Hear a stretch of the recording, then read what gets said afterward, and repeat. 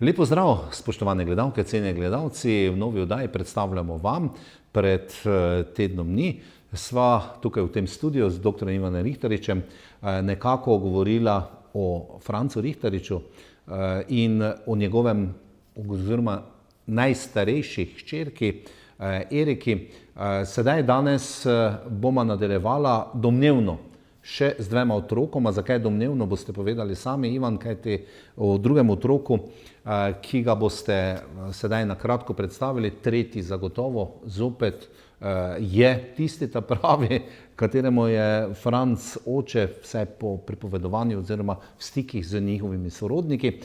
Torej, naj bi imel Franc Rihtarič 3 otroke, Eriko, katera je bila predstavljena oziroma sma povedala nekaj o njem in zgodbi v prejšnji oddaji predstavljamo, danes pa o naslednjih dveh otrokih. Predvsem tale drugi po starosti seveda je vendarle malce takole sporen.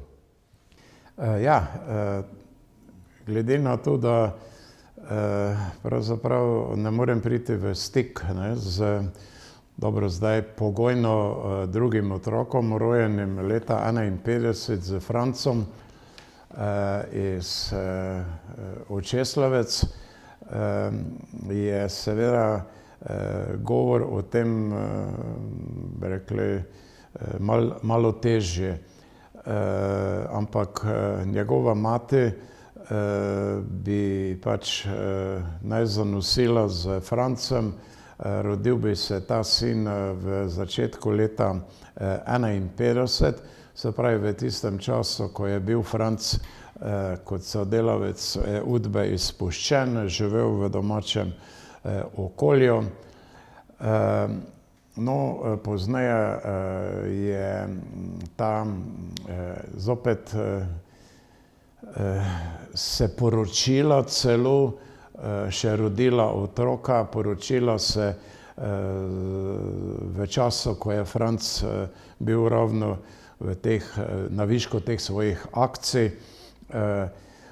Pozneje je seveda umrla leta 1995, pokopana na grobu, ki sem ga tudi s pomočjo raziskovanja le odkril, dokaj zapuščen je bil oziroma je še vedno. Tako da tu ni pravega odziva, bili so neki poizkusi tudi z Erikine strani, da bi prišli v stik in tako dalje. Obstajajo neke telefonske povezave in tako dalje, ampak je pa moškega spola. Moškega spola bi ne bil, s tem, da je tudi Franceva mama nekako kar dala roko v ogenj, da je pa njen sin Franc Rihtarič oče tega fanta. Tu je zdaj pač dejansko na potezi ta družina, če se mi bo odprla oziroma zaupala, ampak bolj zanimiva pa dejansko tretja oseba oziroma ta družina Kreslin iz Dolnje Bistrice. Nekaj ste omenili že v prejšnji oddaji, ko je bil pri vojaku v Prilepu.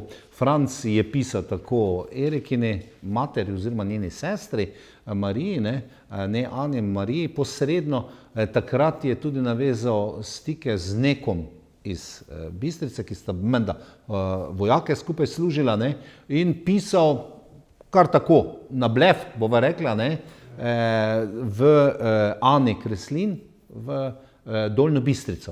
Tu se zgodba pa zelo zanimiva tudi začne, namreč naj bi Franc potem imel tu še tretjega otroka. To se pravi, v Prilepu je imel svojega kolega Lipiča iz Dolnje Bistrice. Vprašal ga je, a imaš kakšno deklino, kot je rekel, v svoji vasi. Je rekel, poznam tam eno številno družino, mimogrede zopet ta družina je bila zelo številna, tudi 10 otrok. En otrok je umrl, tako da jih je bilo dejansko 9 živih. In potem sta si z to Ano Kreslin izmenjala nekaj nekaj pisem in potem je prišel na dopust in tako dalje. No in je tudi v tistem nekako občutljivem intervalu, kot sem prej omenil, ko je Franc bil brezposeln za svoje akcije, bi naj marca leta 1955 zanosila in potem 8. decembra 1955 rodila sina Silvota. No, mimogrede, že v knjigi sem omenil, da je bil tudi pesnik, ne, in da je v tistem svoji pesmarici tudi eno pesem posvetil Silčku, ne, in tako je potem Udba pogruntala, da je to Silvo. Ana je priznala tega otroka, da je imela z njim? Ana in pa njeni brat Ignac sta na procesu, na zaslišanju na procesu v Mariboru priznala to. Tudi starši so vedeli za to, eni in drugi, to se pravi Francovi in pa Aničini v Dolnji Bistrici. Anico je celo vodil domov, jo imel nekako za zaročenko, jo tudi napeljeval, da bi oba odšla v Avstrijo oziroma v Kanado. To bom potem povedal, kako do tega je prišel na to idejo. No in potem je seveda pa prišlo do tega, da se je Franc skrival. Seveda zdaj z tem datumom, a je oče ali ni oče Silvotu, se je pojavila spet ena zanimivost v družini, v zelo številčni družini Urekovih, da bi naj eden od Urekovih fantov celo bil oče temu Silvotu, ne pa sam Franc. Zdaj ena od zgodb, ki kroži, je, da bi pa Ana naj nekako Franca prijela v past, ker ji je dajal denar tudi za popravilo potopljenega kumpa oziroma mlina na reki Muri. Kreslinovi so imeli mlin na Muri. No in potem je seveda pa bil proces. Ana in ta Ignac je že pokojni, sta bila oba obsojena, šla v zapor in po letu 60 pa je zdaj bila meni prva informacija, ko sem obiskal domačijo Kreslinovih v Dolnji Bistrici, kjer živi, to se pravi, če zdaj te kakorkoli obrnemo zgodbe po teh variantah, bratranec Silva, Štefan Kreslin. No, tam je mi bilo povedano, da je po letu 60 odšla Ana Kreslin z otrokom, z obema otrokoma. Kako z obema? Zmes je še pridelala enega nezakonskega otroka, Marjana, oče bi naj bil nekdo iz Hotize, vem kdo. No, ampak potem, ko pa bi šla k svoji sestri Tereziji v Pariz oziroma v predmestje Pariza. Ja. Ker mi je povedal ta Štefan, da pa še živi Anina sestra na Goričkem, Matjašovcih, Angela, sem se potem odpravil, bi rekli, do nje.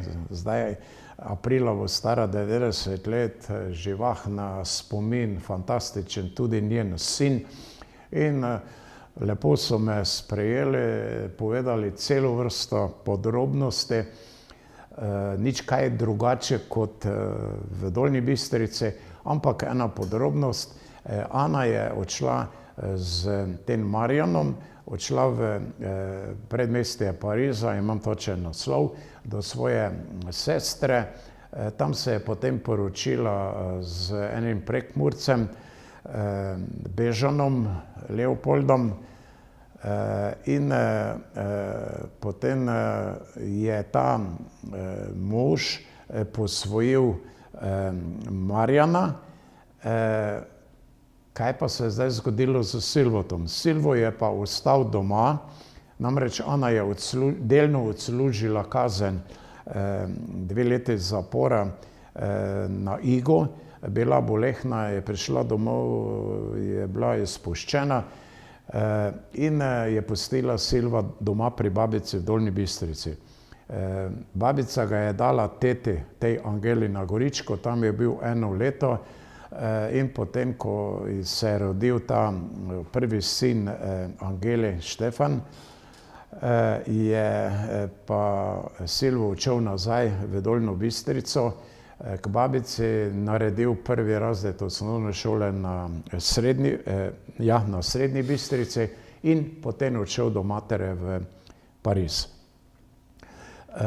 Zdaj v Parizu so potem bili posvojeni vsi in so se pisali ne več Bežan, ampak brez strešice Bezan. Kako se to v francoščini izgovori, ne vem, a Beza ali Bezan. No in danes še živijo, to se pravi, živi Angela na Goričkem, živita Terezija in celo Ana Bezan, zdaj v Parizu, živi tudi Silvo in z tem Bežanom je še imela potem sina Emila, ki je danes nekje kmetuje. Zdaj pri samem Silvu se je seveda pa v Dolnji Bistrici in med Urekovimi in še nekje druge bolj šepetalo, raziskovalo, da bi naj bil v neki čudni službi v Franciji oziroma izven Francije. To zadevo so potem vsi sorodniki tako ali drugače zanikali in verjetno je to bila slepa ulica, v kateri smo dejansko nekaj začeli raziskovati.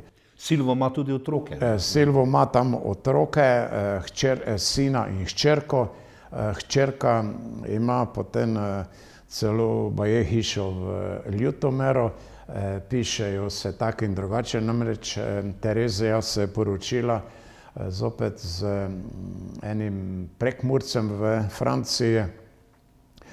Silvo je, kot smo rekli, poročen, 2 otroka, ima ženo, Francozinjo, ki pa je na nekem zelo vplivnem mestu zaposlena v francoskem, bi rekli, vojaškem sistemu. No, zanimivo je, da pa vzdržujejo stike, namreč ta bratranec, tako ali drugače, bratranec Angelin sin z Goričkega je bil že celo Karel oziroma Drago, je bil leta 1988 v Parizu, se je pogovarjal tudi z Silvotom in tako dalje. Silvo baje ima nekaj strahove, zakaj ne upa do nas. To je verjetno povezano s tistimi zadevami, ki so ali niso resnične. Tako da dejansko nas še čaka kaj v nadaljevanju raziskovanja. S tem pa, da bi rekel takole, da je to raziskovanje tako celo nekje po tistem enem evangelijskem pregovoru, kdor išče, najde, ali pa ne najde, kdor trka, se mu odpre, ali ne. Verjetno bi zaman trkal pri nekomu, kot sem ga že omenil, ampak draž tega mojega detektivskega raziskovanja je pa dejansko v tem, da me še ta zadeva vedno nekako obremenjuje, v tem smislu iskanja vsega. Tako da seveda s tem raziskovanjem z obema oddajama nikakor nisem želel odpirati takšnih ali drugačnih ran, stigmatizirati otrok.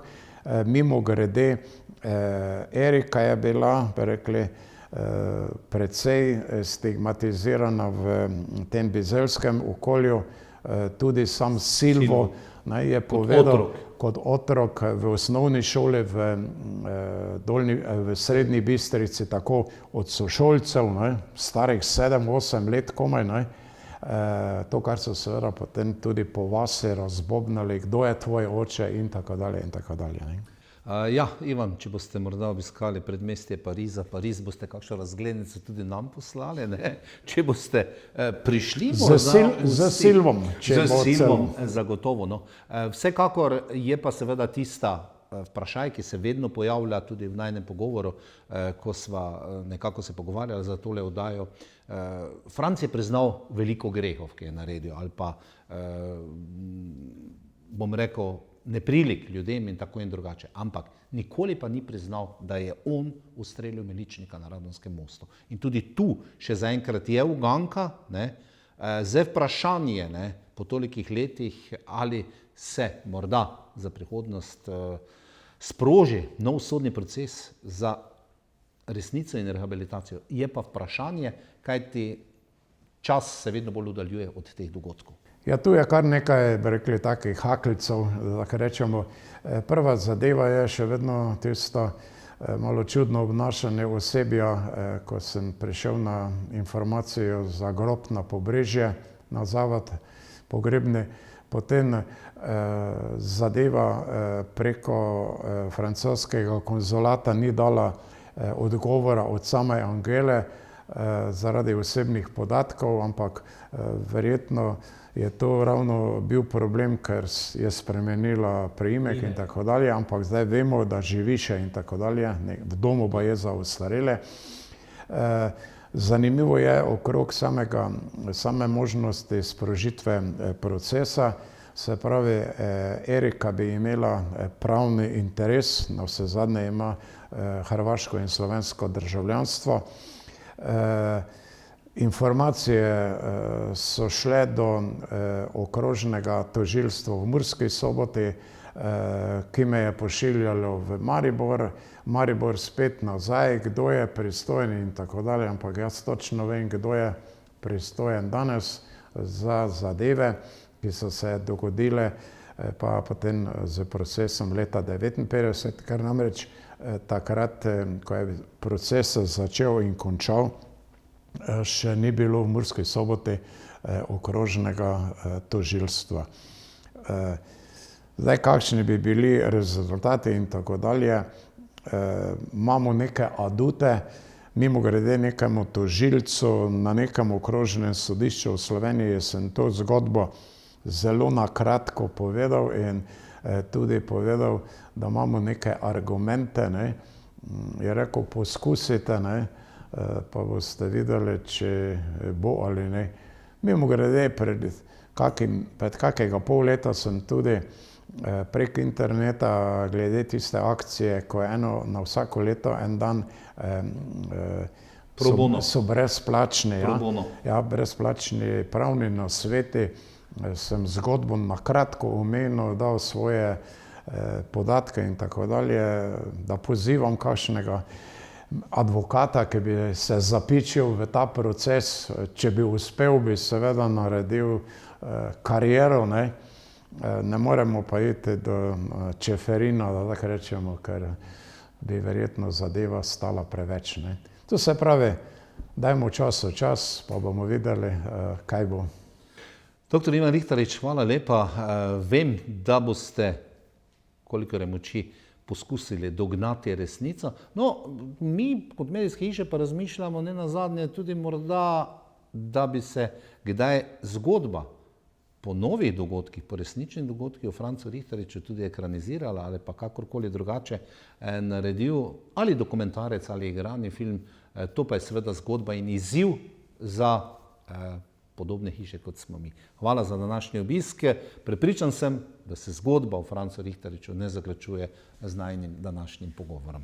Hvala lepa za vabilo in še enkrat raziskoval še bom naprej. Bodi tako, cenjene gledalke in gledalci, to je bila oddaja, predstavljamo vam drugi del o legendarnem Francu Richteriču, pravzaprav o njegovih otrokih. Seveda, ko bo zopet kaj zanimivega in novega, vas povabim v našo družbo. Zaenkrat pa hvala za vašo pozornost in srečno.